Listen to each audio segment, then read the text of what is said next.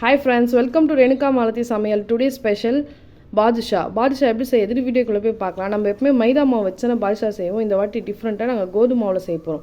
வாங்க எப்படி செய்யுதுன்னு பார்க்கலாம். அதுக்கு 1/2 கிலோ கோதுமை மாவு எடுத்துருக்கோம், டால்டா எடுத்துருக்கோம், தயிர் எடுத்துருக்கோம், சக்கரை எடுத்துருக்கோம், ஆப்போசிட் மாவு. வாங்க எப்படி செய்யுதுன்னு வீடியோக்குள்ளே போய் பார்க்கலாம். வாங்கம்மா 150 கிராம் டால்டா போட்டுக்கலாம்.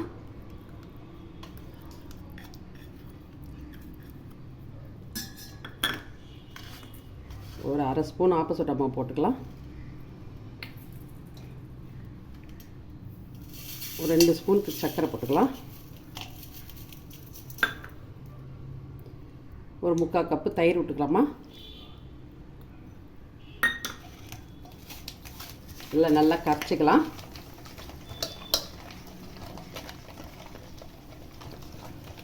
நல்ல நுர ஒரு அளவுக்கு அடிச்சிட்டோம்னா மாவு போட்டு மிக்ஸ் பண்ணிக்கலாம்.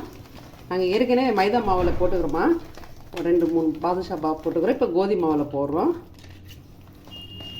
தீபாவளி ஸ்பெஷல் ஸ்வீட் இது. ஆமாம், நல்லா இருக்கும். நாங்கள் ஏற்கனவே பண்ணிட்டோம் கோதுமை மாவில். நல்லா இருக்குதுமா, ரொம்ப சாஃப்டாக நல்லா இருக்கும்.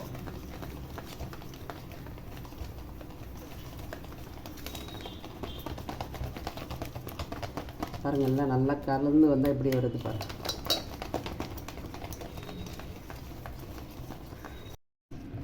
வாங்கம்மா, அந்த பாருங்கம்மா எப்படி அடிச்சாச்சு, நல்லா கலந்தாச்சு. அப்படியே ஐஸ்கிரீம் மாரி இது பாருங்கள். இப்போ மாவு போட்டு கலந்துக்கலாம். 1/2 கிலோ மாவுமா, கோதுமை மாவு.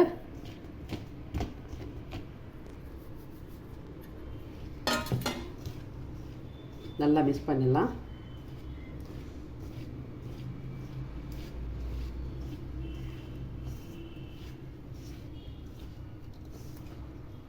நம்ம நல்லா தண்ணியாக தான் தரன்னு பேசிக்கணும்.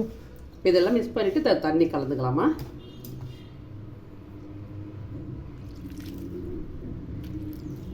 தண்ணி பார்த்து ஊற்றிக்கணும், ரொம்ப ஊற்றிடக்கூடாது.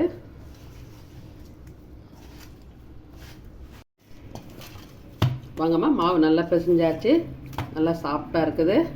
மேலே கொஞ்சோண்டு நெய் தடவி வச்சிடலாம். ஒரு 1 ஹவர் ஊறட்டும்.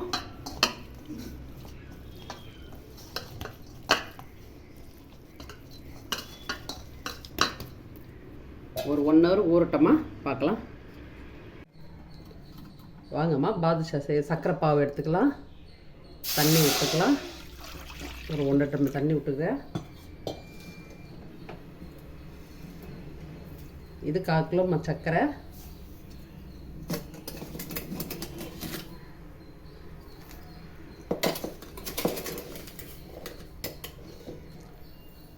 முக்கால் கிலோ சர்க்கரை போட்டுக்கிறோமா. 1 கிலோ கூட போடலாம், நான் 3/4 கிலோ போட்டுக்கிறேம்மா, ரொம்ப இனிப்பு வேணான்ட்டு. 3/4 கிலோ சர்க்கரை போட்டுக்கிறேன். ஒரு பிசுப்பு வர வரைக்கும் கொஞ்சம் கலக்கின்னு இருக்கலாம்.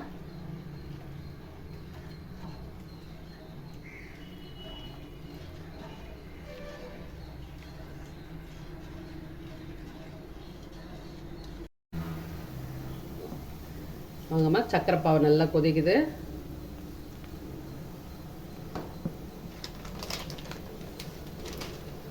ஒரு 5 ஏலக்காய் இடித்து வச்சுக்கிறேம்மா, போட்டுடலாம்.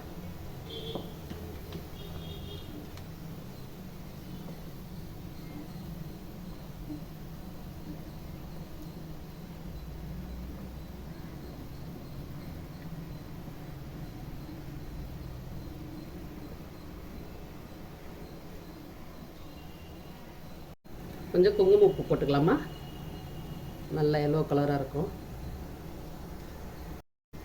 வாங்கம்மா, இந்த வெங்காயம் பிசுப்பு வந்துடுச்சு.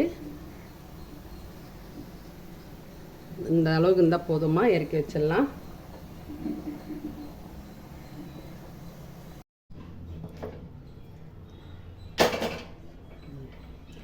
இறக்கி வச்சிட்டோமா. எண்ணெய் போட்டுக்கிறேன் பாதுஷா செய்யறதுக்கு. எண்ணெய் காயுது, ரொம்ப காசு கூட சிம்மிலே இதாக இருக்கணும் எண்ணெய். வாங்கம்மா, பாதுஷாக்கு மாவு பிசைஞ்சிச்சு, நல்லா ஊறியுது. இப்போ கொஞ்சோண்டுக்கு நெய் தடிக்கலாம் கையில்.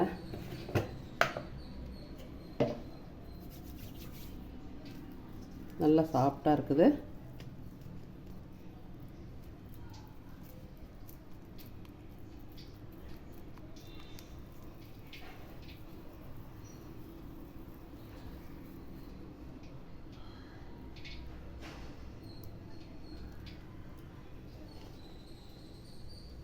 ஆமாம் வெடிப்பெல்லாம் விடலை, நல்லா இருக்குது. மாவு நல்லா ஊறியுது. ரொம்ப சாஃப்டாக இருக்குது. கோதுமை மாவு மாரி இல்லை, அவ்வளோ சாஃப்டாக இருக்குது. சும்மா லேசாக விட்டுங்க, ரொம்ப அழுத்தி விட்டாதீங்க. பாருங்கள், ரொம்ப அழகாக இருக்குது பார்க்கறதுக்கே. நம்ம எப்படிமா இருக்குது? சூப்பராக வந்திருக்கத்து. நம்ம எப்படி மைதா மாவில் வருமோ அந்த மாதிரியே இருக்குது. ரொம்ப சாஃப்டாக இருக்குது மாவு. இந்த மாதிரியே பண்ணி பாருங்கள். நாங்கள் 2-3 வாட்டி மைதா மாவில் போட்டுக்கிறோமா. நாங்கள் ஒரு வாட்டி சேர்ந்து பார்த்தோம், நல்லா இருந்தது. நம்ம இருக்க எல்லா மாவும் இந்த மாதிரி பண்ணிக்கலாம். பாதுஷா உருட்டிட்டேன், எல்லாம் ரெடி பண்ணியாச்சு. இப்போ எண்ணெயில் போட்டுக்கலாம். மீடியமாக எண்ணெய் காஞ்சதுமா, ரொம்ப காயலை. பாருங்கள் தெரியும், ரொம்ப காயலை, மீடியமாக காயுது. நல்லா மாவும் நல்லா சாஃப்டாக இருக்குது.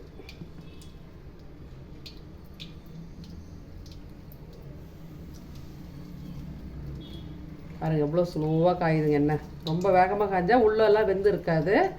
ஸ்லோவாக இருக்கட்டுமா எண்ணெய். பொறுமையாக காஞ்சி வெந்து மேலே ஏம்பி வரும். போதும். ஒரு 10 போட்டுக்கலாம். அப்படியே ஸ்லோவாக வேகட்டுமா.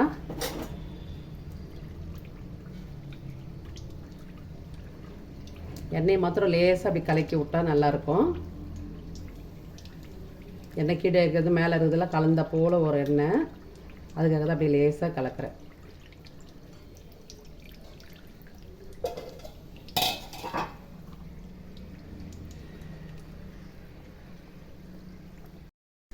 பாருங்கம்மா, அப்படியே நல்லா எழும்பி வருது. உட்காரல, கடாயில் உட்காரல, அப்படியே பாருங்கள், அப்படியே எல்லாம் நல்லா எழும்பி வந்துக்குது.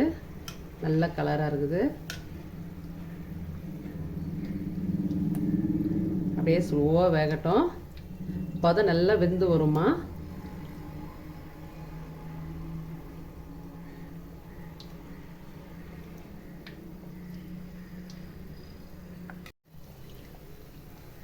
பாருங்கம்மா, பாதுஷா நல்லா வெந்துக்குது. நல்ல கலராக கோல்டன் கலர் வந்துக்குது. நல்லா அந்த பாதுஷா கலர் வந்தாச்சு. எல்லாம் எடுத்துடலாம்.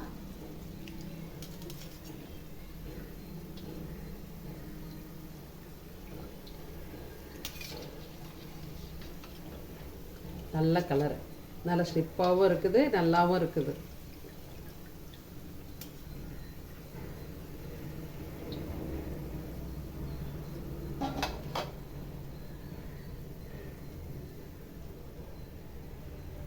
எண்ணெய் இருந்தாச்சுமா.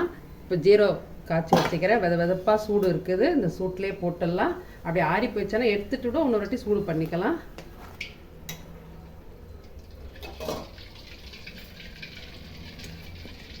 இல்லை அப்படி அமைக்கி விட்டுடலாம். இன்னொரு வாட்டி பாதுஷா போடுற இலைக்கு அதில் ஊறட்டும். ஊறின பேர் எடுத்துகிட்டு அப்புறம் இன்னொரு வாட்டி போடலாம். அப்போ ஒன்றா ஆறிட்டா சூடு பண்ணிக்கலாம். வாங்கம்மா, இருக்கிறதையும் போட்டுடலாம். எண்ணெய் பாருங்கள், ஸ்லோவாக தான் இருக்குது. ரொம்ப காயில் கேஸ் ஆஃப் பண்ணியிருந்தேன். இப்போ மறுபடியும் பற்ற வச்சு ஸ்லோவாக தான் வச்சு போடுறேன்.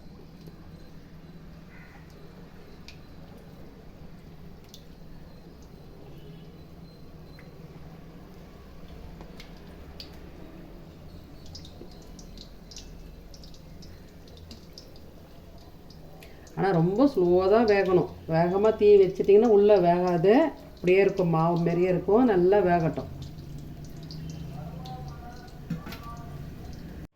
ஹாய் ஃப்ரெண்ட்ஸ், பாருங்கள் கோதுமாவில் பாதுஷா சூப்பராக ரெடி ஆயிடுச்சு. நம்ம மைதா மாவு பாதுஷாவோட கோதுமாவில் செம்மையாக வந்திருக்கு. சூப்பராக டேஸ்ட்டும் நல்லா இருக்குது, பார்க்கவும் சூப்பராக வந்திருக்கு. கடைமா எப்படி இருக்குது, கடையில் விற்கிற மாதிரியே வந்திருக்கு. இந்த வாட்டி தீபாவளிக்கு நம்ம ஸ்வீட்ஸ்லாம் கடையிலே வாங்க வேணாம், நம்ம வீட்டிலே கோதுமாவெலாம் இருந்தால் போதும். அதை வச்சு நம்ம ஸ்வீட்ஸ் இந்தமாதிரி பாதுஷா, குலோப் ஜாமுன் எல்லாமே செய்யலாம். நாங்கள் ஏற்கனவே கோதுமாவில் குலோப் ஜாமுன் வீடியோ போட்டிருக்கோம். எல்லாமே செஞ்சு ட்ரை பண்ணி பாருங்கள். பாருங்கம்மா, பாதுஷா எப்படி இருக்குதுன்ட்டு. நல்லா வெடிச்சு வந்துக்குது. உள்ளேயும் நல்லா ஊறி நல்லா ஊறிடுது. ரொம்ப சாஃப்டாக இருக்குது. பாருங்கள், இதை உடச்சி காட்டுறேன். அப்படியே அப்படியே ஜீரோ பாருங்க, ரேவது பாருங்க. உள்ளேயும் நல்லா வெந்திருக்கு. நல்லா வெந்திருக்குது, நல்லா இருக்குதுமா. சூப்பராக வந்திருக்கு வேற செம்ம டேஸ்ட்டுமா. பாதுஷா கடையில் வாங்குறதோட இது செம்ம டேஸ்ட்டு. இந்த மாதிரி பண்ணி பாருங்க. நான் வந்து டால்டா போட்டாங்களேன்னு பார்க்காதீங்க, டால்டா போட்டு செஞ்சு சாப்பிட்டு பாருங்க, சூப்பராக இருக்கும். நாங்கள் ஏற்கனவே நெய்யில் வேறு 2 வாட்டி போட்டுக்கிறோம், இப்போ டால்டாவில் போட்டுக்கிறேன். நீங்கள் செய்து பாருங்கள், டால்டாவில் அவ்வளோ சூப்பராக இருக்கும். இதே மாதிரி செஞ்சு ட்ரை பண்ணி பாருங்கள். மறக்காமல் எங்கள் சேனலை சப்ஸ்கிரைப் பண்ணுங்கள், லைக் பண்ணுங்கள், ஷேர் பண்ணுங்கள். என் வீடியோவை ஸ்கிப் பண்ணாமல் இந்த மாதிரி செஞ்சு ட்ரை பண்ணி பாருங்கள். அடுத்த வீடியோவில் பார்ப்போம்.